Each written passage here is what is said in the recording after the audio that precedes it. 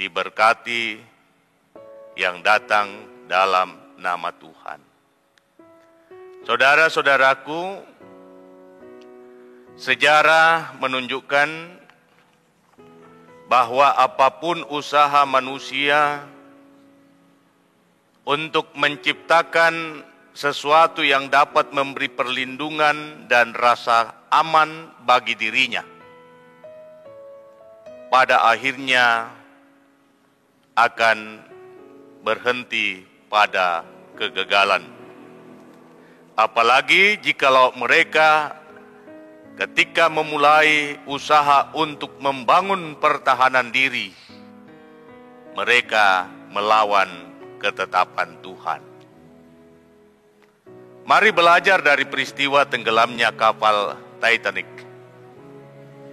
Sebelum kapal ini berlayar dari Southampton, Inggris, menuju ke New York, USA, sang perancang yang bernama Thomas Andrew sesumbar dengan berkata bahwa mahakaryanya tidak akan dan tidak bisa tenggelam sekalipun tangan Tuhan menekannya. Ia mengatakan bahwa kapal Titanic adalah kapal terhebat karena diperlengkapi dengan peralatan keselamatan mutakhir, seperti pintu kedap air, agar kapal tidak tenggelam sekalipun mengalami kerusakan yang hebat. Jadi ia diperlengkapi dengan pintu kedap air, sehingga ketika kapal itu mengalami kerusakan, ia tetap bisa mengapung. Namun pada akhirnya, saudara-saudara, kapal Titanic menabrak gunung es dan akhirnya terbagi dua, lalu tenggelam di lautan Atlantik. Demikian pula dengan istana Edinburgh, sebuah istana dengan benteng yang kokoh yang berada di wilayah Skotlandia, yang merupakan benteng yang berdiri di atas bekas gunung berapi, yang kemudian diberi nama Castle Rock. Istana ini, saudara-saudara, dibangun untuk memberi rasa aman bagi warganya, terutama keluarga kerajaan. Namun saudara-saudara, tempat perlindungan yang sulit itu pun jatuh ke tangan musuh. Benteng atau istana Edinburgh pada akhirnya dapat ditaklukkan. Pun demikian, jika Anda pernah menikmati perjalanan ziarah ke Tanah Perjanjian,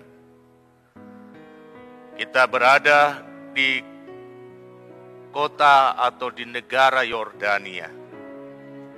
Kita akan mengunjungi salah satu dari 7 keajaiban peradaban dunia yang bernama Kota Petra. Kota ini, saudara-saudara, dibangun di antara tebing yang curam dan tinggi. Dan kota ini didiami oleh suku Edom. Suku Edom yang mendiami kota ini merasa sombong, lalu memperolok-olok bangsa pilihan Tuhan Israel ketika Yerusalem jatuh ke tangan Raja Nebukadnezar. Bangsa Edom mentertawai bangsa Israel, lalu merasa sombong dengan keadaannya yang terlindung oleh tembok yang begitu kokoh, yakni celah dinding batu dari gunung yang mengapit kota itu. Tetapi pada akhirnya apa yang dinubuatkan oleh Nabi Obadja, jadi kalau kita membaca kitab Nabi Obadja, apa yang dikatakan oleh Nabi Obadja di dalam kitabnya, pada akhirnya terlaksana. Dan kota ini tertimbun oleh tanah dan cukup lama baru ditemukan kembali. Nah, hal-hal yang demikianlah membuat kita sadar bahwa ternyata apapun upaya manusia, bahkan yang terbaik sekalipun untuk menyelesaikan persoalan hidup atau untuk memberi rasa aman dan perlindungan, sesungguhnya tidak akan pernah berhasil. Sebab apa? Sebab tidak ada tempat berlindung yang abadi di dunia ini selain Tuhan sendiri.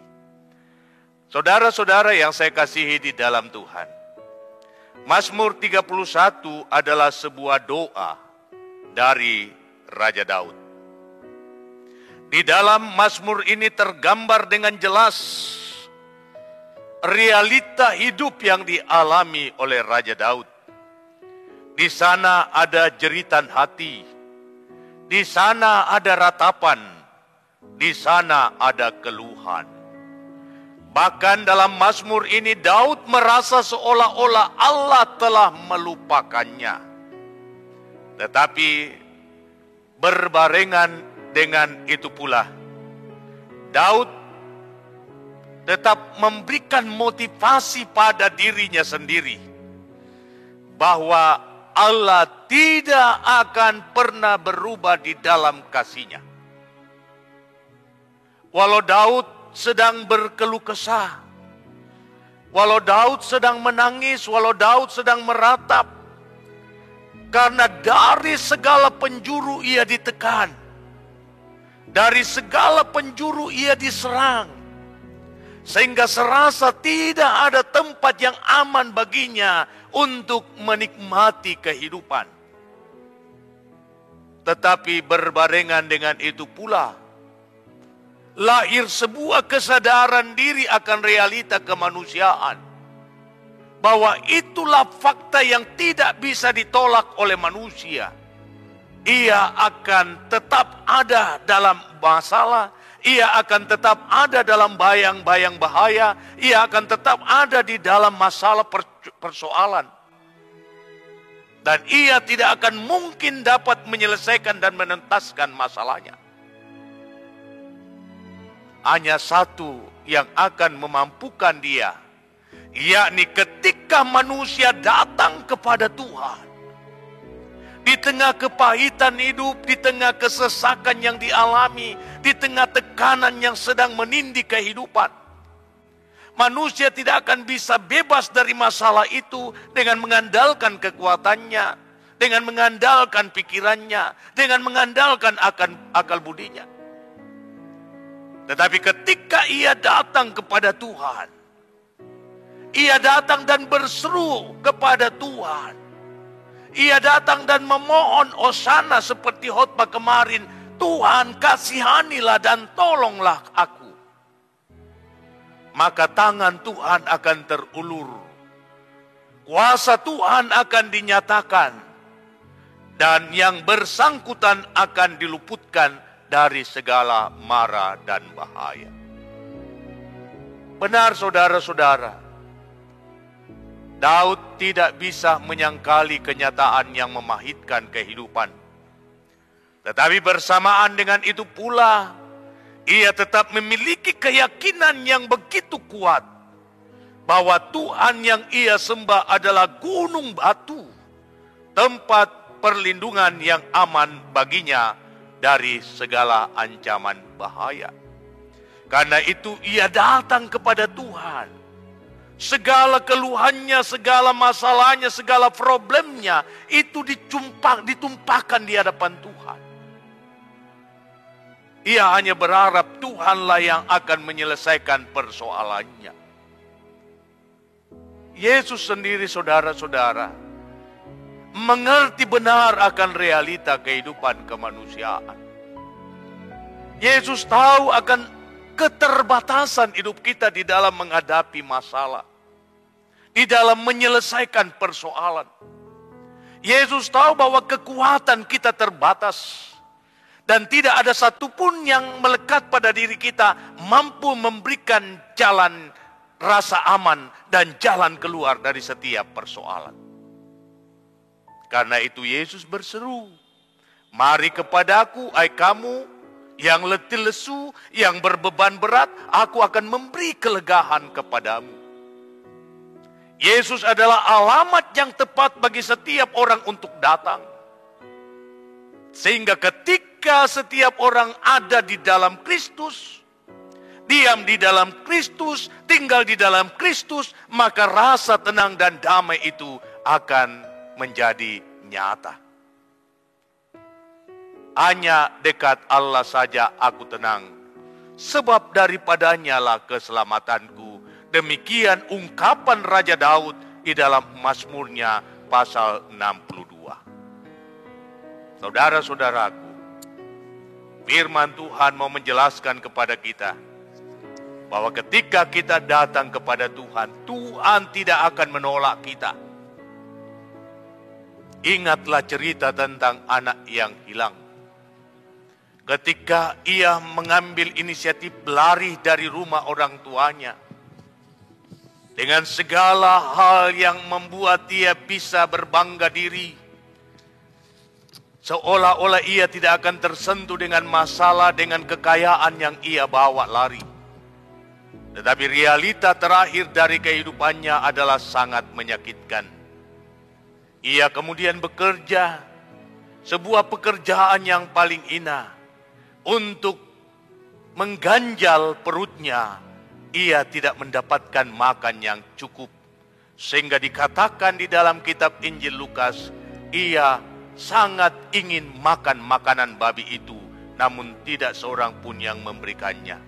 Barulah ia ingat rumahnya, barulah ia ingat bapaknya, dan ia mengambil sikap, aku harus pulang kepada Bapa.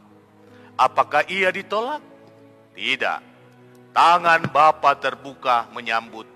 Tangan Bapa terbuka kemudian merangkul. Bapa menciumnya, Bapa membawanya ke dalam rumah. Bapa menggantikan segala kebusukan yang melekat pada dirinya. Dipakaikannya pakaian yang indah, dipasanginya cincin pada jarinya, kasut pada kakinya, dan ia pun berpesta pora. Karena apa? Kita yang berdosa kembali kepada Bapa. Mari saudara-saudara, ketika kita mengambil sikap untuk datang kepada Tuhan, percayalah hidupmu pasti diberkati. Kiranya Roh Kudus memateraikan firman ini. Amin.